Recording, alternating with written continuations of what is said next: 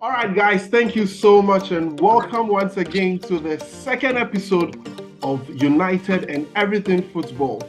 We have nothing but the best for you. Thank you so much for watching our first episode. It was a pleasure having you. Thank you to all our new subscribers. Thank you to everyone for prompting other people to also join and enjoy this beautiful podcast. I feel very excited. I'm here once again with my brother Kwame Chukwueze. My name is also Kwame. Kwame, how are you doing? And how is everything? I'm doing great. I'm doing fantastic. Good to know. Good to know. It's been great. The first episode was fantastic. I don't know what you made of it after watching. It was a good premiere, Kwame. It was a fantastic premiere. I mean, a fantastic debut. We couldn't have asked for any better. I mean, things can obviously get better, but that was a great start. I don't know. People should be ready. We have great things to give you on this podcast. So please always remember to hit the subscribe button every single time, and also set your notifications such that when we release new episodes of this beautiful podcast, you will be notified so you can quickly be the first group of people to be able to enjoy everything that we have in store for you. So thank you so much to everyone. So we are back again. United were in action on Monday against Wolverhampton Wanderers. There's a lot to speak about with respect to that game. I know Kwame has gathered his thoughts. I have my thoughts as well. So we'll be looking at that game. Also, we'll be looking at the transfers. We got to a point where we felt the transfer window had taken a very good turn for United. We felt certain players were leaving the club. We felt, okay, we're going to get these new signings also coming in because the United window has been getting primary targets, selling some, and then getting new players to replace the players that have been sold. But unfortunately, things are taking a very interesting turn. So we'll be looking at that as well. We'll preview the game against Tottenham Hotspurs, who are playing under a new coach, Ange Postecoglou. I don't know. People have different names for this gentleman who is an Postecoglou. Yeah, very, very interesting coach. So we'll be looking at the game against Tottenham Hotspur in a stadium we've never lost a game since the rebuild. We've never lost a game there. So we'll be looking into that game, and also we're giving you updates on a very sensitive issue that has to do with Mason Greenwood. What has the club said so far? We'll be bringing you up to speed on that. We'll quickly run through the Premier League games that will be coming over the weekend. We'll share with you our thoughts and all of that. So stick and stay with us. We'll be right back after this break.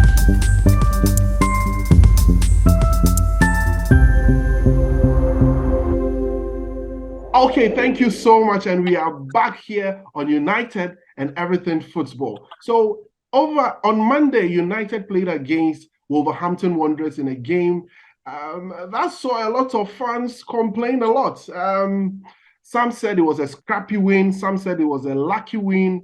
But some way, somehow, United found a way to get the job done, beating Wolverhampton Wanderers by 1-0. It was a very, very difficult game for United.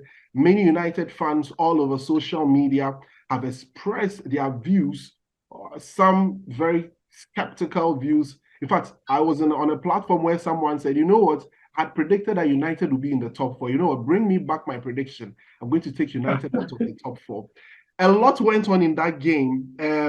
Personally, I felt it was a performance that not many people really expected United to be very underwhelming, given the issue that had happened at Wolves. We were here to preview that game, felt that United were going to, have a very, very comfortable win against Wolverhampton Wanderers. Kwame, you said that you were wrong having that assertion after the game. I don't know what you make of that game in general.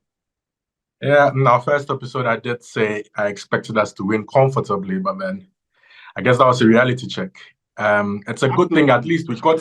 Yeah, it's a good thing at least we got away with the win. But then that was a reality check for the fans and for the team as well. That nothing's going to be a walk in the park. We have to be at it each and every single game week to be able to get results. I don't know whether you want us to delve into the game itself. Let's go straight there. Let's go straight into the game. What your opinions were? Because a lot of fans raise issue with regards to our midfield, the setup, the way we played, how Wolves were able to, just roll over us in that midfield. After the game, I heard Ten Hag talking about the fact that the attack kept giving the ball away, thereby creating that pressure for Wolves to run over us. Delve into the game. What do you think went wrong? What do you think we should do better going into other games? All right. So before I delve into United, we have to give Wolves some credit here. Because they had a new manager who came in obviously with a plan.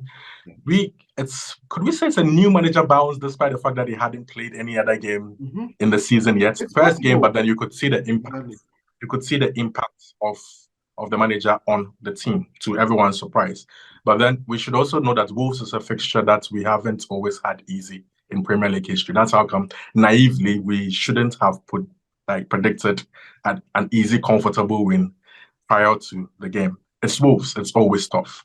Games against Wolves are always tough, ever since their inception back into the Premier League. So credit to Wolves. But then when it comes to United, we did start in a 4-3-3 formation. And the main bone of contention happens to be the setup in our midfield, with Mason Mount as more of an advanced 8 as compared to Bruno. Some say he played more of the 10 position, whilst Bruno played the 8th position, Casemiro as a lone 6. This is something that Erik ten Hag, by the purchase of Mason Mount, actually wants to play. That's the midfield he had preferred to play on any given day, given the fact that we spend so much money on Mason Mount. So one game isn't enough, in my opinion, to say that midfield trio isn't going to work. We'll probably have to give it more time and see what the vision of the manager is. But the clear observation is we got overrun in midfield. Yeah. The manager post-match, like you rightly said, attributed that mostly to a lot of giveaways, especially by our forwards, leading to turnovers, rapid turnovers, of which our midfield wasn't set enough to be able to counter.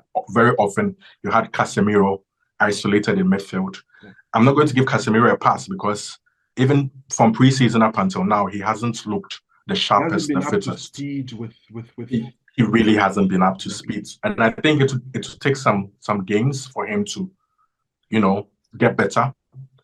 Same goes for probably some few players in the team. I'm not absolving the other players of responsibility here, or the team generally did not play very well, especially our forwards. We had Garnacho, who couldn't beat a man to save his life. He was making mistakes after mistakes after mistake, giving the ball away very often. Anthony, on the other side, was making poor decision after poor decision. Mason Mount was, the best word to describe his performance was industrious, but he wasn't effective. And very often, Rashford found himself running down channels that he really shouldn't have been.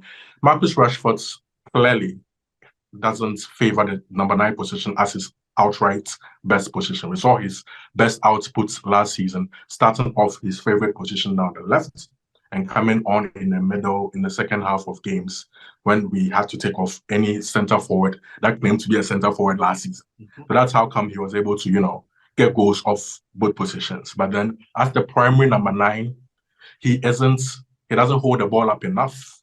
He isn't patient enough. He doesn't get involved enough. And I think that takes a lot away from what he can actually offer the team. I mean, so he himself has admitted many times that he prefers to play on the left, where he's able to get himself involved a lot with play. He's able to cut in from the right, from the left, where he's able to make action, take on players, try. But he playing with his back to goal, he doesn't get. I remember the interview with Gary Neville where he said he doesn't get enough of the ball when he's playing as on the overlap. Yeah, exactly. So it's clearly a matter of concern, given the fact that our striker Rasmus Højlund isn't fit enough. Anthony Martial is also coming back from injury. I don't know how we should expect, or what we should expect going forward with this number 9 position, because clearly Garnacho has proven, in my opinion, to be a player who isn't so much cut to be a starter, but rather has become a very good super sub for us. I don't know what your take will be on that. Yeah, so on Garnacho, I think it's all part of his development. Yeah, I think we shouldn't rush him into being something that he isn't yet. Absolutely. In as much as if you're good enough, you're old enough, you must also be cautious as not to put too much pressure on the young boy. Yeah. He did a lot of good work coming off the bench last season rather than starting games. Although you would expect that as he matures, you would expect that his game time should be increasing and improving. I think we should, as quickly as possible on the injury front, get a couple of strikers back into their natural position. That is, i.e., Anthony Martial and hopefully very soon Rasmus Højlund, so that the pronunciation of his name is Højlund, according to him. Højlund, but I don't think he minds if we call him Højlund. Of course. Definitely. Yeah. If we get him back, so we can get Marcus Rashford playing in his favorite position and Garnacho deputizing for him, I think that would be okay. Yeah. But back to the game, the Wolves game. I think everyone was underwhelming. Martinez at the back was underwhelming. He got himself a very early yellow card and was compromised for the rest of the half, so had to be substituted for Lindelof. Yeah. Lindelof was chosen ahead of Maguire. We'll talk about Maguire later when it comes to transfer. When it comes to the transfer. But then at the end of the day, we got the goal. We see sometimes the mark of a good team is winning despite not playing well. One game doesn't sum up what Manchester United is going to be for the remainder of the season. I mean, last season we started off with a couple of defeats, but then those were not the games that summed up our season. We recovered properly, and then we ended the season on a high.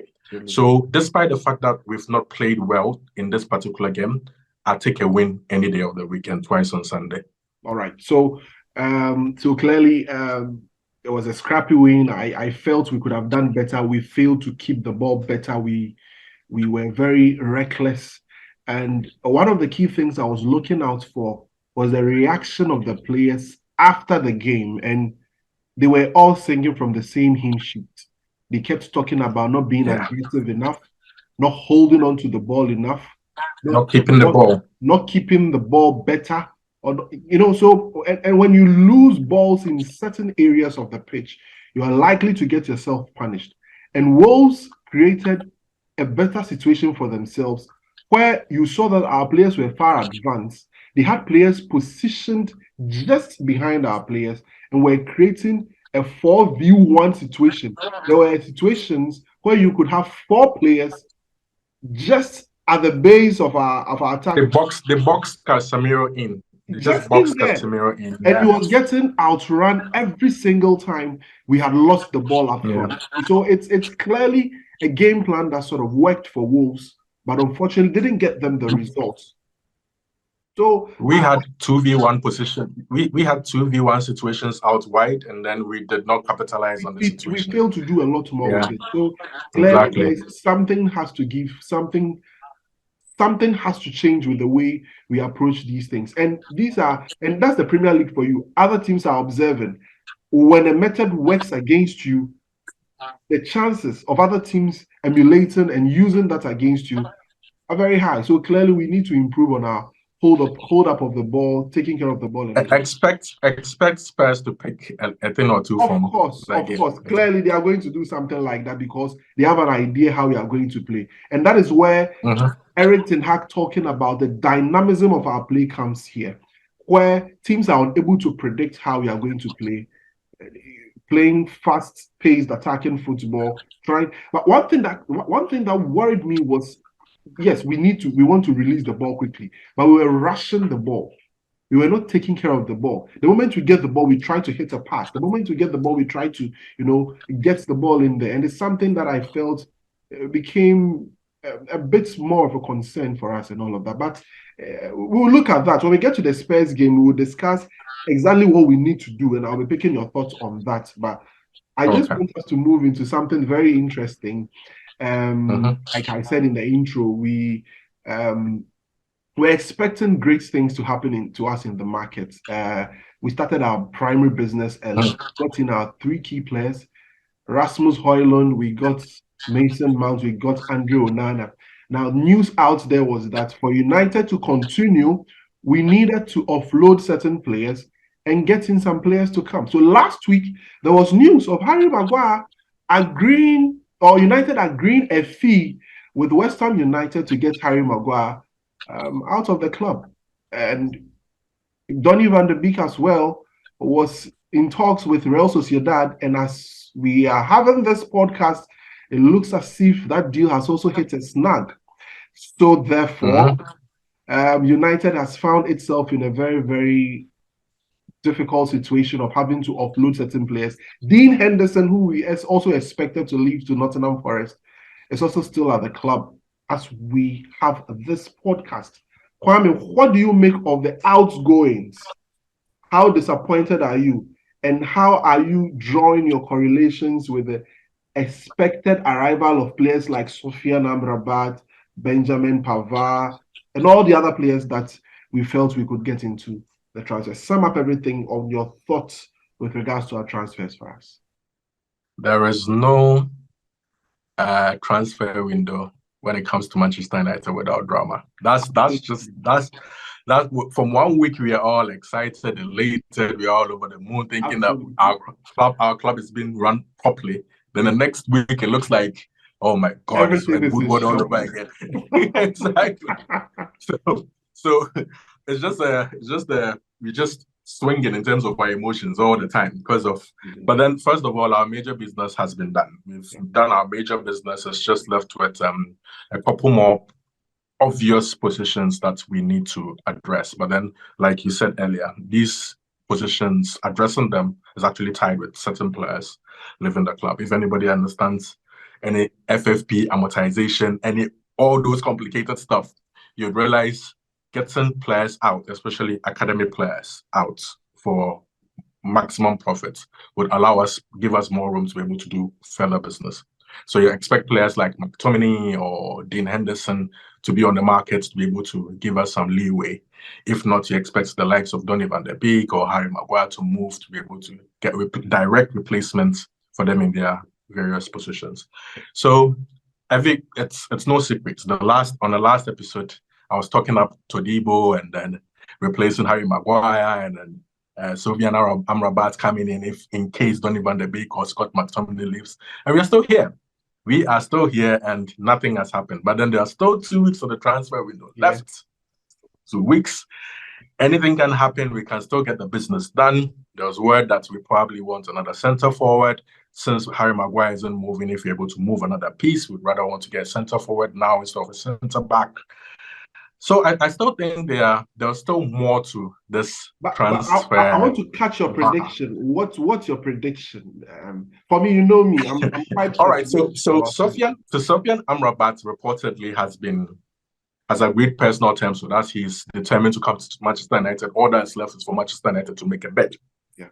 I do think that Donny van de Beek at a stage would move to a different club because it's clear he doesn't have a future at this football club. So the reports say if he does move, it's highly likely that with Fred leaving, with Donny moving, it will be easier to be able to anticipate us signing Sofiane Amrabat. Yeah.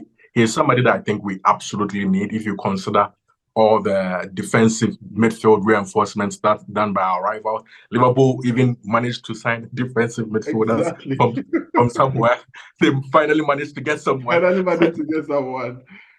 So getting a deputy for Casemiro, an able deputy for Casemiro, is an absolute priority. I think Sofiane Amrabat will happen. As to whether there will be further purchases after that, I do have my strong doubts. I absolutely do not believe there will be any more business post signing Amrabat. So that's just my expectation. I expect Donny to move, Amrabat to come in. As to whether anybody else moves, probably very late in the window, Dean Henderson may leave to Forest, maybe, and we could pull a surprise. United always pull a surprise on the last day. It could be a big name signing, big name signing. If Dean Henderson makes a move and then we just get a big name in, I don't know who it could be, but then who knows? Exactly. The last few weeks of the window has always been characterized by a lot of these surprise names coming up. There are several names that have also been popping up. Ryan Gravenberch, a lot of these players still coming up, and we are not too sure what to expect. I have my own opinions. I feel that some of these names coming up have to do with teams trying to use United as a decoy to, get, Agents, yes, exactly, get certain moves their way. And it's something that we've observed many times where teams try to, attach United to every kind of player that they, or every kind of That's player a that, solution. they want to get into their clubs, or just to drive price down, just to, increase the value of the player and all of that. So, given the brand of the club and all of these things. So, I think these things will be happening, but I expect that at least we'll get one more body in, preferably a midfielder, to shore up the work that Casemiro is doing, because clearly we are going to play a lot of games. We are playing at the highest level. We are playing in the Champions League. We are playing in the Premier League. We have other two domestic cups to compete for. So you need some of these players fresh and also available to be able to, standing. The coach has made it clear that he needs two players for every position, such that we could be able to, compete at the highest level and win every game, as he always puts it. So that's also important. So we'll be looking at what happens subsequently in the transfers in our subsequent episode. So please stick and stay with us. Always remember, subscribe, hit the subscribe button,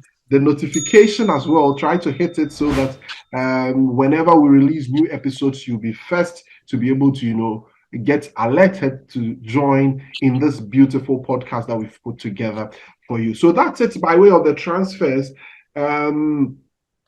Knowing what to expect and everything. We'll be giving you updates on whatever happens subsequently on the transfers. Quickly, we move to the game against Tottenham Hotspurs, who played a 2-2 draw against Brentford on the opening day.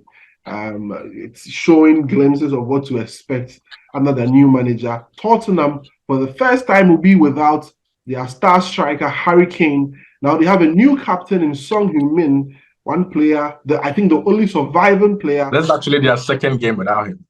Their second game without him, actually. Or their first home game without Harry Kane. Yeah, you could put that in away. the Premier League and all of that. So, Kwame, we've never lost at the Tottenham Hotspur Stadium ever since they moved into the new stadium that they've built or they've put together. A very, very beautiful edifice. Our first game, I remember, was right after lockdown. Yeah, Project Restart, isn't it? Project Restart, where we played a 1-1 draw against them. That penalty connected by Bruno Fernandes. The next game, we beat them by 3-1. Remember the famous Fred goal, and then Edinson Cavani also scoring there. The third game we played there, we beat them by 3-0, where Ronaldo got those goals and all of that. And then last season, we played a 2-2 draw in that same stadium. Kwame, what do you make of this game, given what happened against Wolves? Was it 2-2 or 1-1? I can't really. I think it was 2-2. We led by 2 goals, and then they came from behind in the second half. We ranted a lot on that game, if you remember. And all of that. So, I do. Yeah, but let's go straight into the game quickly in about 2 to 3 minutes. What's your thoughts? How do you think we should set up? What lessons have we taken from the Wolves game?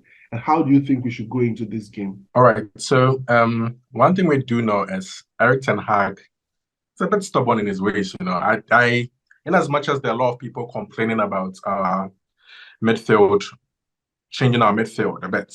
Some people are suggesting that Scott McTominay should be paired with Casemiro in the middle to shore things up. He never ever started Scott McTominay and Casemiro in any big game against the top 6 sides or any big cup semi-final or final or Europa League game last season. All he did was either start Eriksen and Casemiro together, or Fred and Casemiro together. And when he needed to show up games, that's when he brought in McTominay from the bench. I don't expect him to just give into the media and give into all the pressure and all the talk surrounding changing his midfield trio. He's going to give them another go. He's going to give them another go, believing that the team should correct certain mistakes that they made during the game. There are some fans who have also suggested that if he does start the same midfield trio, Bruno should be more advanced of Mason Mount. Whichever dynamic it is, what I do expect from the players is they shouldn't be losing their individual duels. Absolutely. The forwards, the midfielders should not be losing their individual duels. They should not be giving the ball as rampantly and as frequently as they did.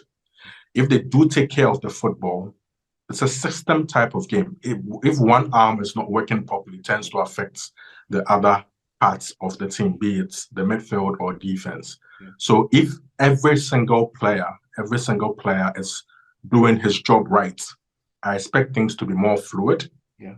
Against Spurs. It's a big game. It's a big game early on in the season, probably the second biggest game to start the season, following Liverpool versus Chelsea, if you're considering the traditional top six fixtures. Absolutely. So it's a must-win game for us if we want to make a statement this season.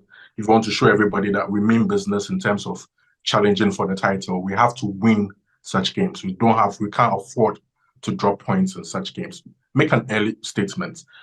Let people know that Monday was just a blip, and that we are way better than what we actually displayed. Yeah. Go out there to Spurs. Spurs is a team that, let's be honest, we've always had Spurs' number. It's recently that they've been able to churn out a few victories against us, but historically against Spurs, be it the old White Hart Lane, new White Hart Lane, like you've already, we have always had decent results there. So I expect us to go there and put in a performance, not just a scrappy win. Let's put in a performance and then keep building from there. All right. Okay. Thank you very much, Kwame, for your thoughts on that particular game. It's a game I expect us to win. I've never gone into a game against Spurs, even under Jose Mourinho, and had that feeling that, okay, it's a game we are going to find difficulty in winning. It's one of the big games that I actually feel we always have some upper hand anytime you are going into it. And I expect nothing but a win at the Tottenham Hotspur Stadium when we play against Spurs on Saturday at 4:30 at the new Tottenham Hotspur Sports Stadium. All right, so that's it with the game against Tottenham Hotspur. So we are going for a quick break. When we come back, we'll continue with the show.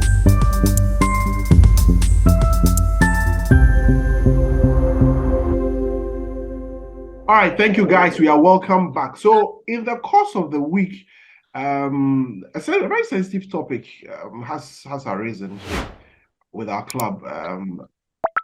Our own Mason Greenwood has been involved or was involved in a certain situation which led the club to suspend him. If you remember, in February, the Crown Manchester Police decided to, drop all charges with regards to Mason Greenwood. The club decided that, okay, we're going to hold our own independent investigations into the situation. And as a result of that, fans of the club have been expectant of what the outcome of this whole investigation is all about. It's a topic that divides opinion on social media and everything. But yesterday, after reports emerged that the club had decided to bring back Mason Greenwood, the club quickly released a statement, and as you can see on the screens, we've projected some of the things that was said in the statement. It says that the fact-finding phase of our investigation is now complete, and we are in the final stages of making a decision on Mason's future. Contrary to media speculations, that decision has not yet been made and is currently a subject of intensive internal deliberation. Responsibility ultimately rests with the Chief Executive Officer, that's Richard Arnold. Once made, the decision will be communicated and explained to the club's internal and external stakeholders. This has been a difficult case for everyone associated with Manchester United, and we understand the strong opinions it has provoked based on partial evidence within the public domain. We ask for patience as we work through the final stages of this carefully considered process. So this is a statement Manchester United put out on its website and sent to all other media houses within the world concerning the issue with Mason Greenwood. So Kwame, that's the story of Mason Greenwood. I don't know what you have to say with regards to this specific issue. All right, it's a very, very sensitive topic. It's Absolutely. A topic that has divided opinion, and I would say that it's best that we wait for the club to make a final decision, after which we can make further comments on this particular subject. It's very, very important that we, wait for the club as the club continues to, take steps to inform its stakeholders. Actually, that's what is being reported. The club is done. The club has made, it's reported that the club has made a decision, but the club is trying to explain to its stakeholders, both internal and external, what the decision is. And I'm told that the investigation was thorough and was carefully done, devoid, as you can read from the statement, what was seen in the public. Maybe there are evidence. They interviewed a wider range of people connected to this situation and all of that. So that is it with Mason Greenwood. So let's watch out for that quickly. Premier League action is on this weekend. One game. So there are quite a number of games that are coming up. So quickly, I'll run through the games with Kwame, and then we'll just give our prediction, and then we will sign out quickly from this beautiful program that we've put together for you. So early tomorrow evening, that's Friday evening, Fulham come up against Brentford. There's Liverpool, Bournemouth, Wolves, Brighton, United, Spurs. Man City against Newcastle United will also be on. Aston Villa on Sunday. Aston Villa play Everton. West Ham against Chelsea. And then on Monday, Arsenal come up against Crystal Palace. Kwame, Liverpool, Bournemouth. What's your thoughts?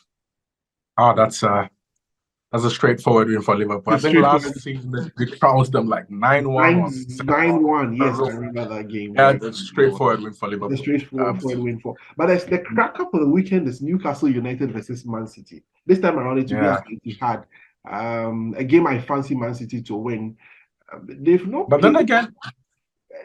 played so well. I mean, in terms of their standard, but you expect City to be City. Newcastle United put on a show the other time. No, I think it's a bit dicey because of the timing. City just played a Super Cup game last night, and the rapid turnover.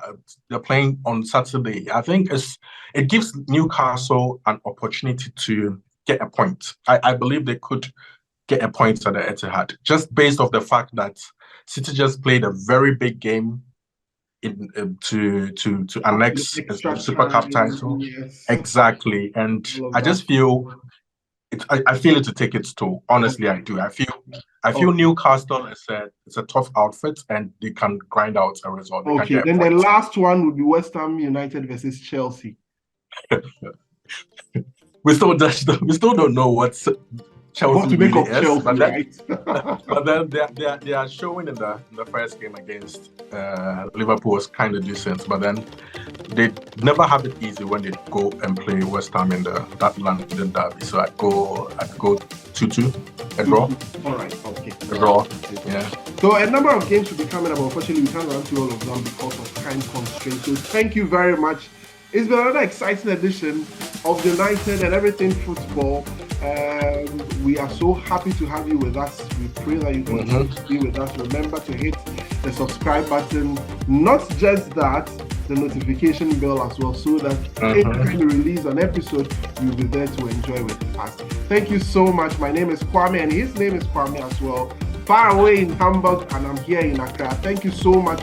Until we meet again in our next episode, have a great time. Thank you.